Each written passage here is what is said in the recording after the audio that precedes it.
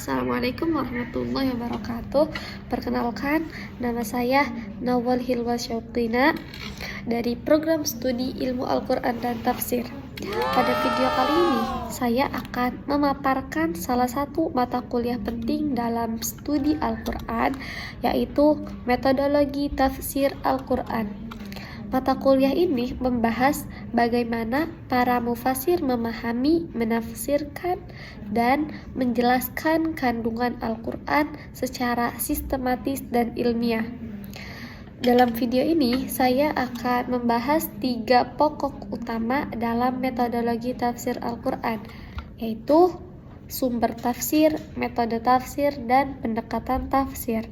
Nah, ketiga pembahasan tersebut memiliki peran penting dalam membantu kita untuk memahami Al-Quran secara benar, mendalam, dan sesuai dengan kaidah keilmuan Islam. Sebelum kita membahas 3 pokok utama dalam metodologi tafsir Al-Quran, kita akan membahas pengertian tafsir dan metodologi tafsir.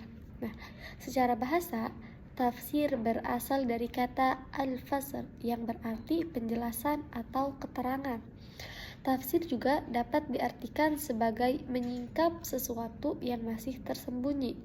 Sedangkan secara istilah, tafsir adalah usaha menjelaskan makna Al-Quran yang belum jelas atau masih samar sehingga lebih mudah dipahami dan diambil hikmahnya. Adapun metodologi tafsir berbeda dengan metode tafsir. Nah, kalau metode adalah cara atau prosedur yang digunakan dalam menafsirkan Al-Quran, sedangkan metodologi adalah ilmu yang membahas metode tersebut, termasuk landasan, asumsi, dan aturan yang digunakan dalam proses penafsiran. Kemudian kita masuk ke pembahasan yang pertama, sumber tafsir. Nah, sumber tafsir itu merupakan dasar atau rujukan yang digunakan oleh seorang mufasir dalam memahami dan menjelaskan ayat-ayat Al-Quran. Dalam metodologi tafsir, ada 3 sumber utama, yaitu tafsir bil ma'thur, tafsir bil ra'yi, dan tafsir bil isyari. Yang pertama, tafsir bil ma'thur. Tafsir bil ma'thur ialah penafsiran yang bersumber dari riwayat yang sahih. Terdapat 4 otoritas utama dalam tafsir ini. Yang pertama, Al-Quran dengan Al-Quran.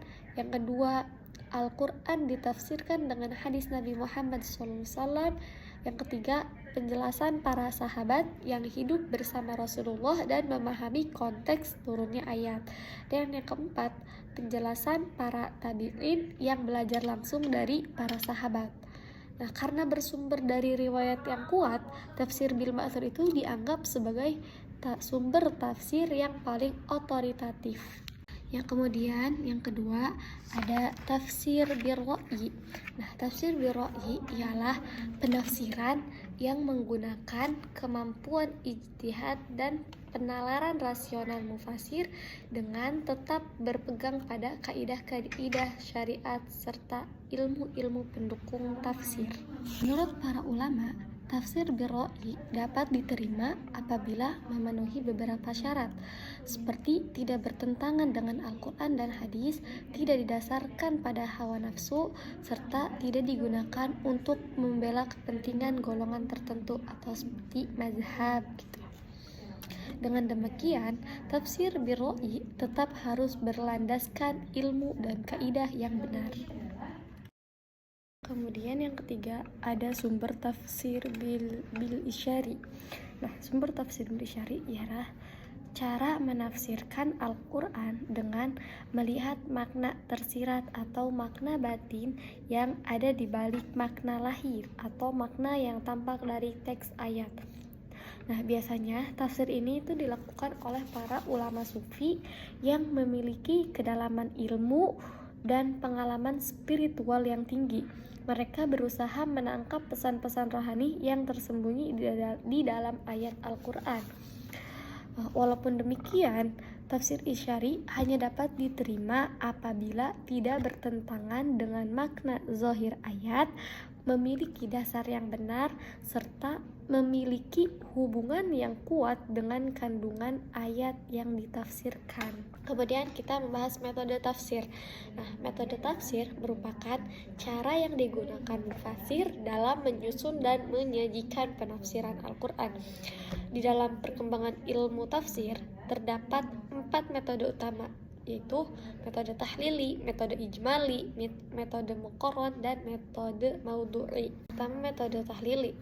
Metode tahlili adalah metode yang menjelaskan ayat Al-Quran secara rinci dan mendalam sesuai urutan mushaf.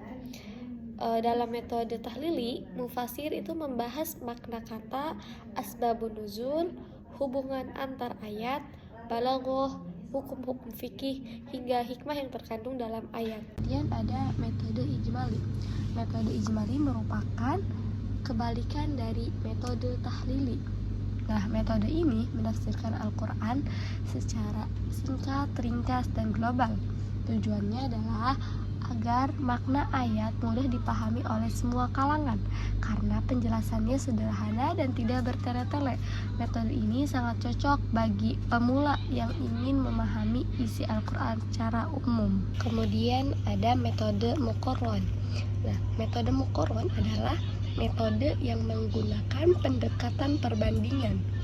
Perbandingan dapat dilakukan antara satu tafsir dengan tafsir lainnya, antara ayat dengan ayat, atau antara ayat dengan hadis. Nah, metode ini tuh membantu kita memahami berbagai pendapat ulama dan melihat kelebihan serta kekurangan masing-masing penafsiran. Kemudian yang terakhir, metode maudhu'i atau yang disebut metode tematik. Metode maudhu'i ialah mengumpulkan semua ayat yang membahas satu tema tertentu lalu dipelajari secara menyeluruh agar diperoleh pemahaman yang utuh. Kemudian pendekatan tafsir. Pendekatan tafsir merupakan sudut pandang yang digunakan mufasir dalam memahami dan menjelaskan kandungan Al-Quran. Di dalam metodologi tafsir terdapat berbagai pendekatan tafsir. Ada pendekatan lughawi. Pendekatan lughawi ini berfokus pada analisis bahasa Arab, termasuk aspek nahwu, shorof, balaghah, dan gaya bahasa Al-Quran. Kemudian pendekatan fikih yaitu berfokus pada hukum-hukum syariat yang terkandung dalam ayat. Nah, yang ketiga, pendekatan kalami, itu menitik beratkan pada persoalan akidah dan teologi Islam. Pendekatan adabi ijtimai yaitu menitik beratkan pada aspek sastra, moral, dan kehidupan sosial masyarakat. Pendekatan ilmi ialah pendekatan yang berusaha menjelaskan ayat-ayat Al-Quran melalui pendekatan ilmu pengetahuan dan sains. Kemudian yang terakhir ada pendekatan sufi, ialah berorientasi pada pembinaan spiritual dan penyucian jiwa. Nah, penafsiran yang dihasilkan umumnya menekankan nilai-nilai tasawuf, kedekatan kepada Allah Subhanahu wa taala, serta pembentukan akhlak dan kesadaran rohani seorang muslim. Sekian yang dapat saya sampaikan. Mohon maaf bila ada kekurangan. Terima kasih, semoga bermanfaat buat semua.